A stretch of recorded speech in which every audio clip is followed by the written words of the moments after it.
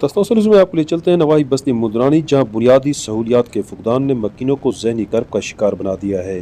مکینوں کے مطابق بارشوں کے دنوں میں تو ہمارے راستے مسدود ہو کر رہ جاتے ہیں،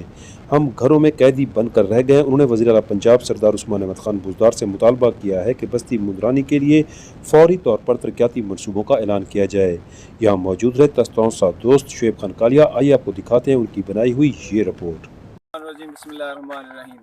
دوستو اج اساں یہ حال تو دکھنے اپنی دھرتی مندرانی دے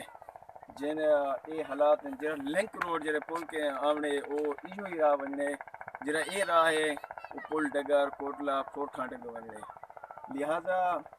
میں تونسہ نیوز تو تونسہ والا شکریہ ادا کرنا جنہوں نے ہمیں ہر فارم پر جو ہے نا